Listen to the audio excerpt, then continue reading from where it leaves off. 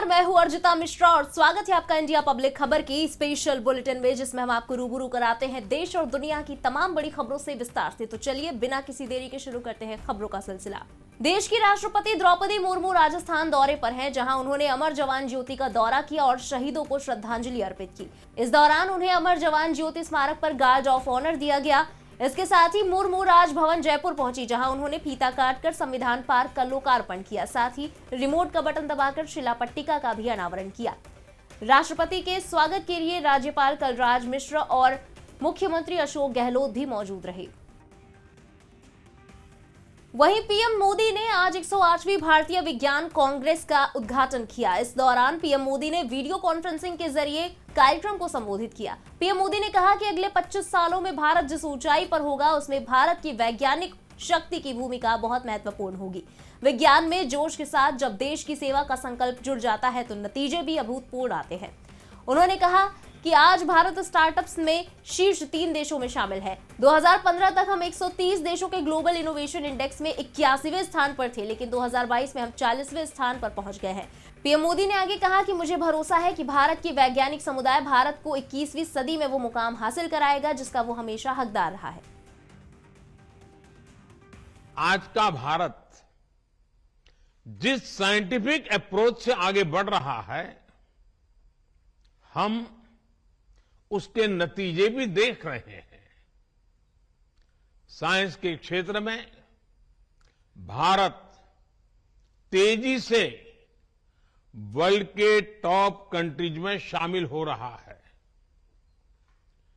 2015 तक हम 130 देशों की ग्लोबल इनोवेशन इंडेक्स में 81 नंबर पर थे,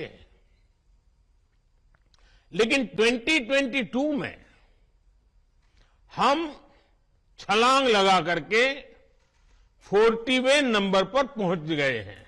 उधर रक्षा मंत्री राजनाथ सिंह ने मंगलवार को कहा कि भारत के पास अपने क्षेत्र की सुरक्षा के लिए सीमा पर चुनौतियों को नाकाम करने की हर क्षमता है। राजनाथ सिंह ने यह भी कहा कि भारत कभी भी युद्ध को बढ़ावा नहीं देता है और हमेशा अपने पड़ोसियों के साथ सौहार्दपूर्ण संबंध बनाए रखना चाहता है। हालांकि भारतीय सेना में सीमा पर किसी भी चुनौती का सामना करने की क्षमता है और किसी भी स्थिति से निपटने के लिए सेना तैयार है। ये बयान उन्होंने सीमा सड़क संगठन यानी बीआरओ पुल के उद्घाटन के दौरान किया। रक्षा मंत्री सिंह ने आगे कहा कि दुनिया आज कई तरह के संघर्षों को देख रही है। भारत हमेशा युद्ध के खिलाफ रहा है, यह हमारी नीति है। हाल ही में प्रधानमंत्री नरेंद्र मोदी ने उस संकल्प की ओर दुनिया का ध्यान आकर्षित किया जब उन्होंने कहा कि ये युद्ध का युग नहीं है। साथियों, बदलती दुनिया, बदलते समय और राष्ट्रों के बदलते इंटरेस्ट के मद्देनजर किसी भी राष्ट्र को अपने आप को सतर्क रखना एक बहुत बड़ी आवश्यकता है। दुनिया में आए दिन किसी न किसी प्रकार के कॉन्फ्लिक्ट की स्थिति, संघर्ष की स्थिति पैदा होती हुई दिखाई देती है। हालांकि भारत हमेशा युद्ध के खिलाफ रहा है और यही हमारे भारत की नीति रही है। और यह कोई आज की बात नहीं है। भारत एक ऐसा देश है जिसने कि पूरे विश्व को वसुधैव कुटुंबकम यानी the whole world is friendly यह संदेश दिया है। हमने भारत की सीमा में रहने वाले लोगों को ही अपने परिवार का सदस्य नहीं माना है, बल्कि पूरे विश्व की धरा पर रहने वाले लोगों को अपने परिवार का सदस्य मानने वाला दुनिया का इकलौता देश यदि कोई है तो हमारा और आपका देश है भारत।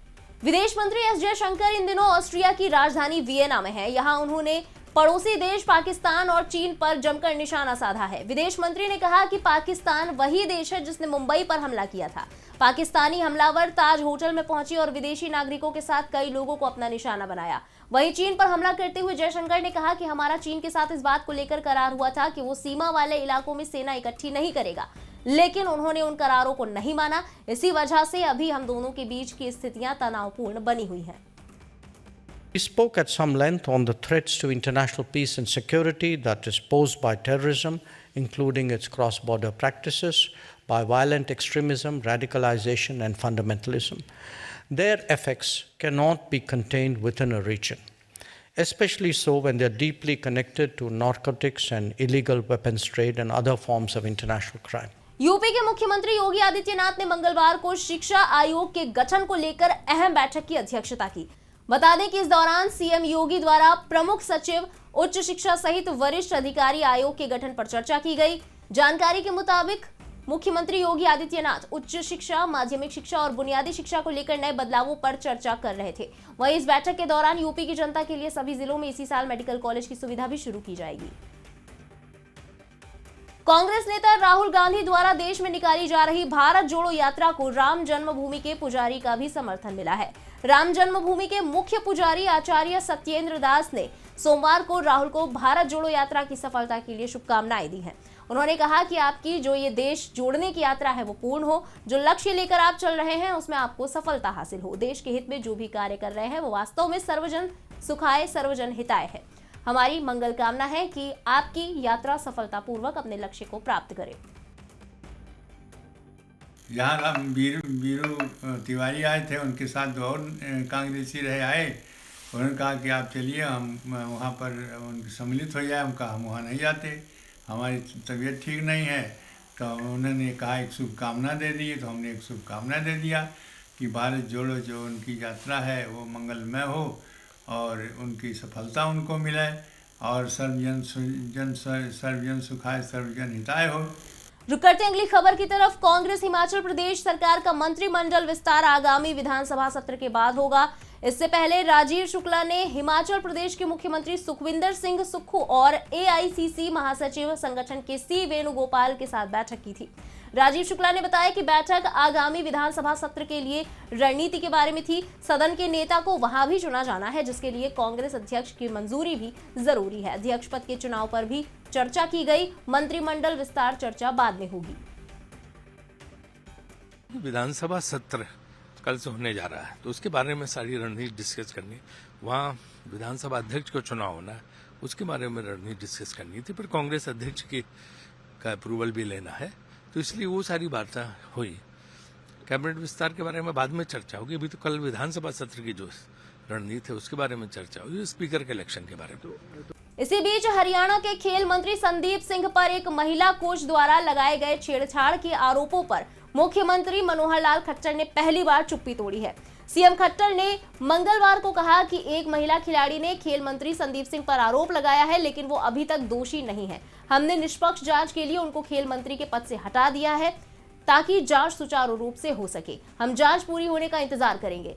सीएम मनोहर लाल खट्टर ने कहा कि महिला खिलाड़ी ने उनके ऊपर व्यर्थ आरोप लगाया है। आरोप लगाने से कोई व्यक्ति दोषी नहीं हो जाता। चंडीगढ़ हरियाणा पुलिस छानबीन कर रही है। रिपोर्ट आने के बाद आगे की कार्रवाई की जाएगी। ठीक है, एक महिला खिलाड़ी ने उनके ऊपर अनर्गल एक आरोप लगाया है, लेकिन आरोप लगाने से कोई व्यक्ति दोषी नहीं हो जाता है।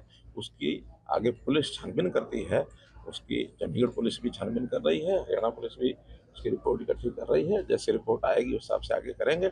लेकिन उनसे हमने खेल विभाग के लिए जो उन्होंने एक प्रकार से अपने आप को दूर कर लिया है, क्योंकि खेल विभाग के नाते एक विषय जा सकता है कि भी निष्पक्ष एक इंक्वायरी नहीं हो रही, वो खेल विभाग के मंत्री नहीं रहेंगे, इसलिए उनको वहाँ से हटा दिया गया है ताकि इंक्वायरी ठीक से हो और दूध का दूध पानी का पानी हो।